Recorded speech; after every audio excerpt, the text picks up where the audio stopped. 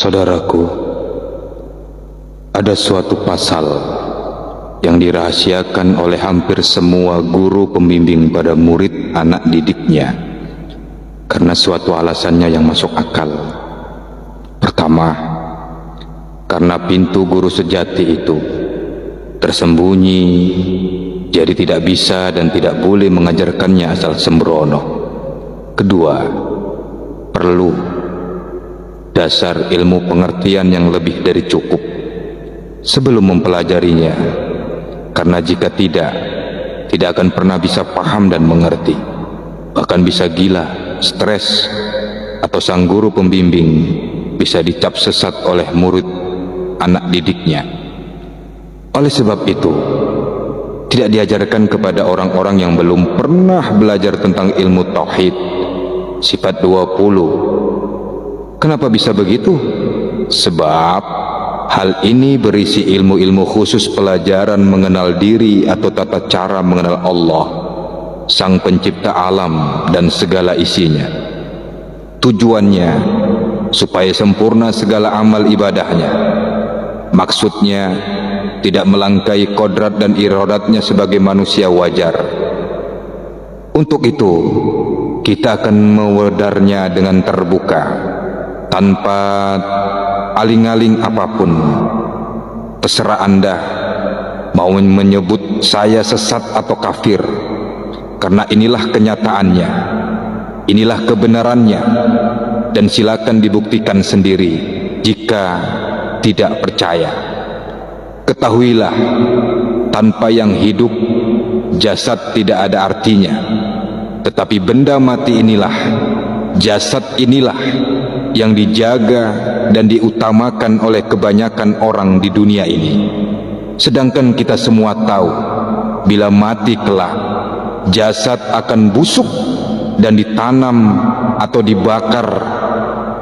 Ini menunjukkan bahwa mati ialah bila hidup yang menghidupkan jasad tadi meninggalkan jasadnya.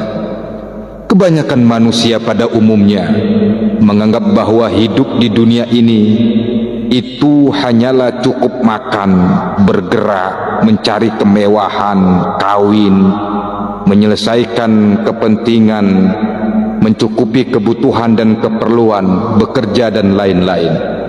Mereka menganggap bahwa jasad kasar mereka itu hidup dengan sendirinya, yang membolehkan mereka melakukan kerja dan kerja.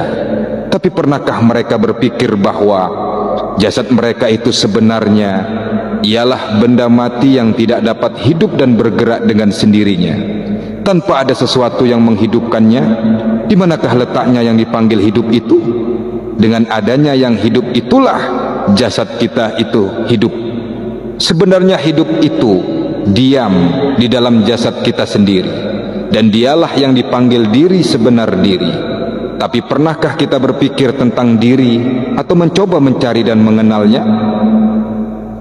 Persoalan yang akan timbul ialah, dari mana diri itu?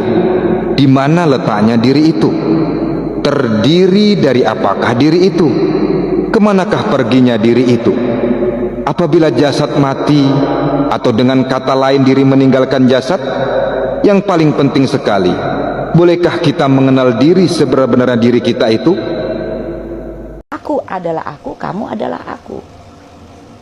Maka tidak ada beda antara kamu dan aku. Di mana kamu, di situ aku. Kalau yang berbisik siapa? Yang berkata-kata siapa? Yang menggerakkan siapa? Kita nggak merintah ini. Kita tidak pernah merintah. Dia tahu sendiri ngambil rokok, nggak ada diperintah. Lapar nggak diperintah. Berarti siapa yang membuat kita semua ini tadi itu? Siapa yang menggerakkan kita semuanya? Namanya kita? Enggak. Coba dikaji ke sana. Jadi apa kemampuan manusia dengan merasa hebat? Kenapa hebat? Karena ada hidup. Kalau nggak ada hidup nggak hebat. Nggak bisa bergerak, nggak bisa berkedip, tidak merasa lapar, tidak merasa ngantuk. Tangan nggak bisa kemana, kaki nggak bisa kemana. Karena ada hidup. Terus diaku sama kita. Dengan kesombongan kita. Gua loh.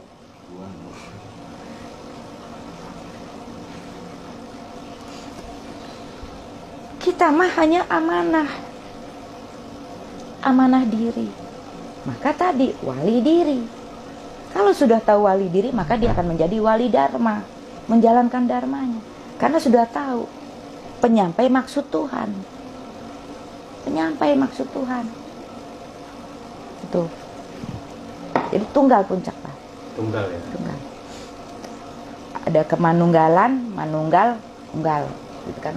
Kalau ini masih kemanunggalan gitu ya. Ini bukan tunggal terus manunggal, itu sama aja mundur ya. Mundur, tunggal. Oke.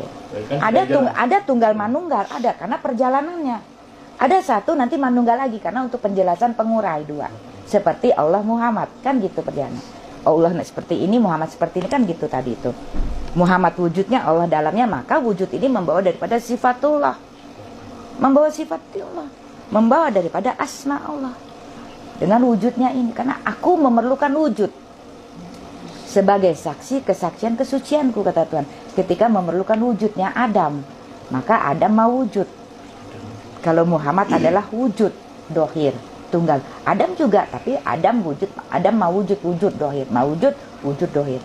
Maka Adam pun perjalanannya masih ke Muhammadan. Adam ini ayat penyerta. Sampai baru Muhammad, sempurnalah Muhammad.